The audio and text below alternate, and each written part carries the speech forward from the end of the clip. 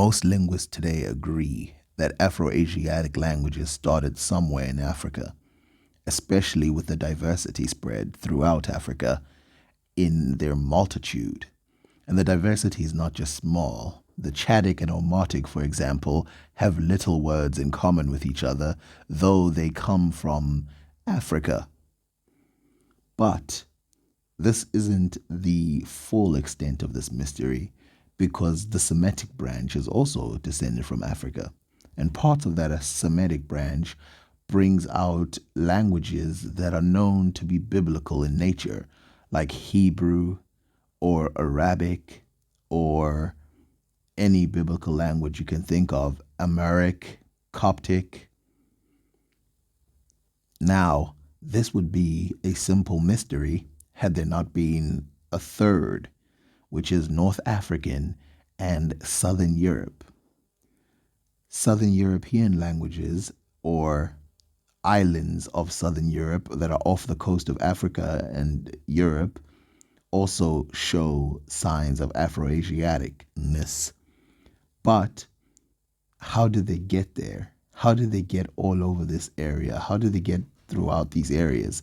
And when they did go throughout all these areas, what did they carry with them? Did they carry stories? Did they have shared history? Or is it simply just a transfer of script due to trade? Now, to be fair, the Minoan script isn't fully thought of as Afro-Asiatic. It's got some Afro-Asiatic features, which make some scholars believe that it's Afro-Asiatic, but it also has features of European and other languages, so it's inconclusive at this moment. But it is known that some Semitic people went over to Europe and founded the civilization with the people who are European. And the darkness of the skin of the people makes people think that maybe humans weren't fully evolved into white people in Europe at this time, but instead there was a multiple throng of colors. The origins of Bronze Age Minoan and Mycenaean cultures have puzzled archaeologists for more than a century. We assembled genome-wide data from 19 ancient Mycenaean from mainland Greece and their eastern neighbors from southwestern Anatolia. We show that Minoans and Mycenaeans were genetically similar, having at least 3/4 of their ancestor from the first Neolithic farmers and western Anatolia and the Aegean, and most of the remainder from ancient populations like those of the Caucasus and Iran. However, the Mycenaeans differed from Minoans in deriving additional ancestry from an ultimate source related to the hunter-gatherers of Eastern Europe and Siberia. The Minoans traded with Egypt, and Egypt actually wrote about them and took pictures of them, at least painted pictures of them. And we know this trade must have happened because, of course, if the Egyptians are writing about you, it's true. Some people believe that the light skin that was portrayed of the people, especially females, was a copy of what they did in ancient Egypt. This is not possible given the fact that even the men are painted as light skin. So I would say that this is probably due to the second theory, which is that at this time, Europe was not fully 100% just light skin and dark skin, and that the introduction, some people, we think that like one day every person went to sleep and then they woke up and they were white in Europe. But for the longest time, we know that they stayed dark skinned forever, even past the Neanderthal stages.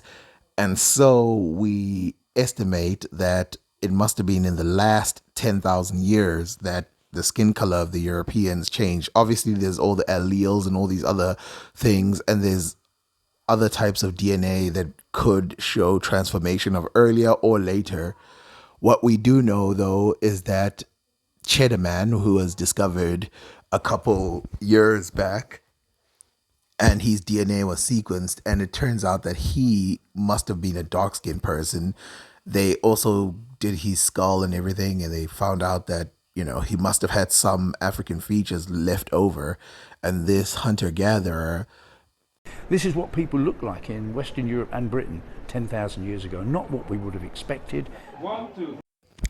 Some European distinctive features have already set in this person's face, like his blue eyes, his long hair, even his lips are not as bold or big as you would expect them to be. And this is why I believe that the Minoans, at least some of them, are portrayed in the skin color that they are, because there is no rule saying that everyone in Europe has to be white at all times.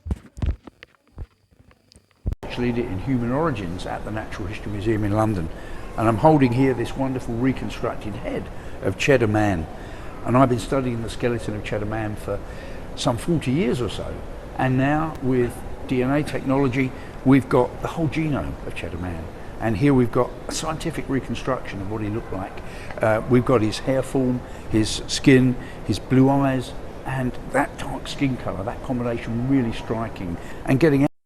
Some people say that the ancient Egyptians had long hair and they portrayed it in a weird way because they could not portray their hair in a way that's less, straight or whatever, and that they are depicting straight hair. But you can see the way that they portrayed the Minoans, that they're fully aware of how you should portray long hair, and they're not making any mistakes about it or curtailing or going in a different direction.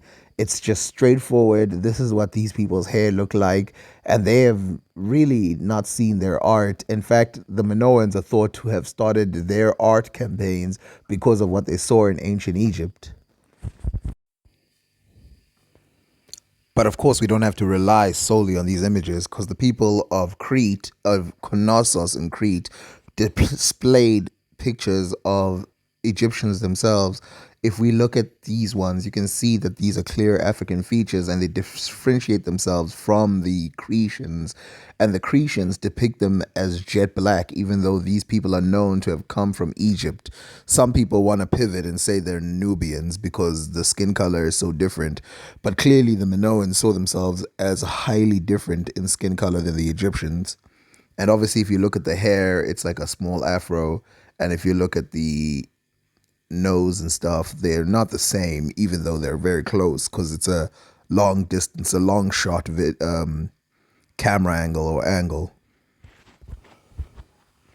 And before you delude yourself into thinking that these people must have been the same people from the same civilization, they've done genetic tests on ancient Egyptians and they've done genetic tests on ancient Minoans, and these two people do not match at all.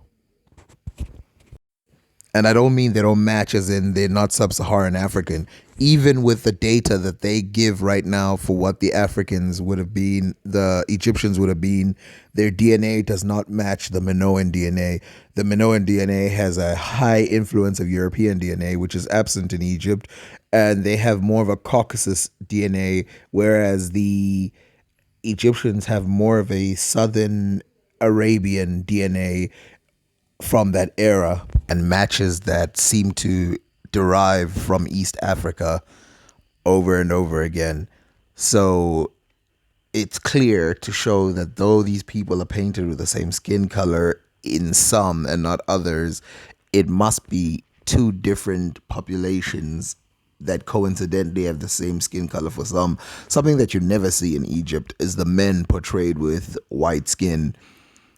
Like, the average person in the Minoan culture is portrayed with white skin, including the men. In Egypt, you never see that. It's only the women sometimes. Most of the time, the women are brown, and most of the time, the women and the men are brown in Egypt. And in Crete, sometimes the women are brown, sometimes they're white, while sometimes the men are brown, and sometimes the women are white.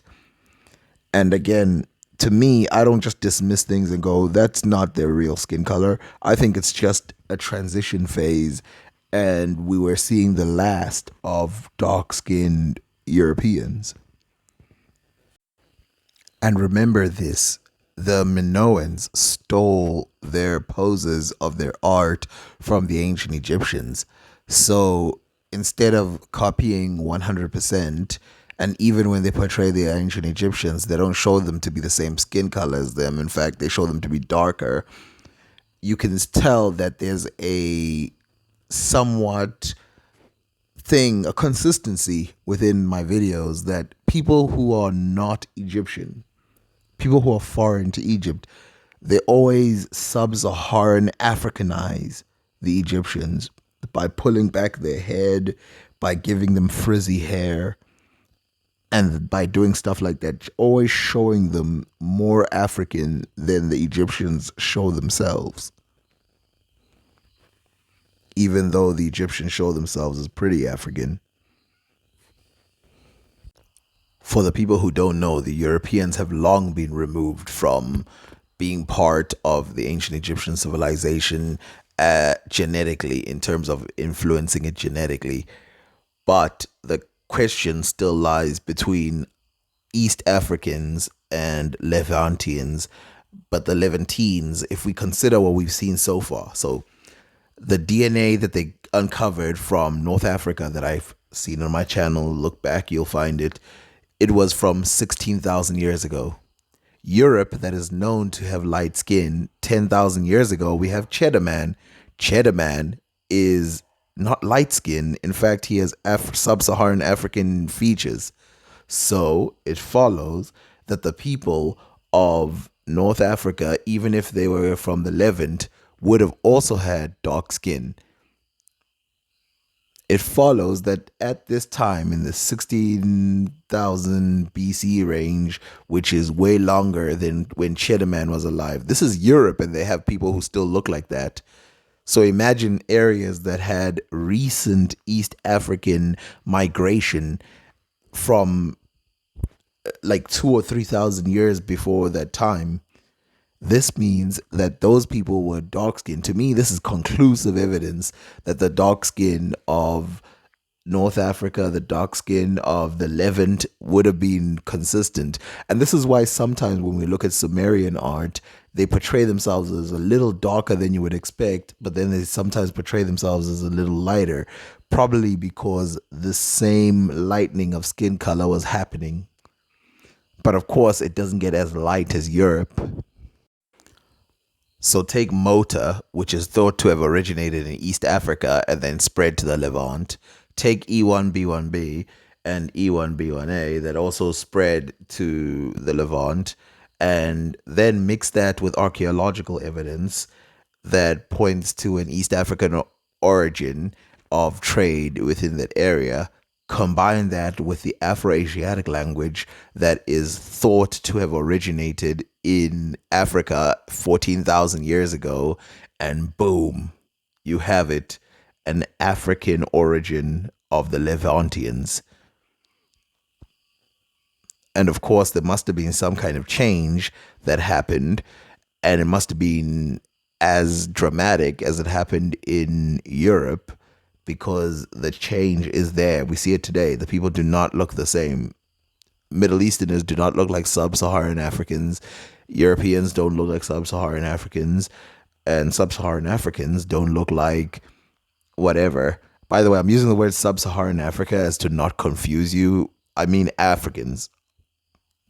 But back then, clearly Europeans, North Africans, Levantines, and all these people would have looked somewhat similar, with the exception of the hair and with the exception of, maybe eye color.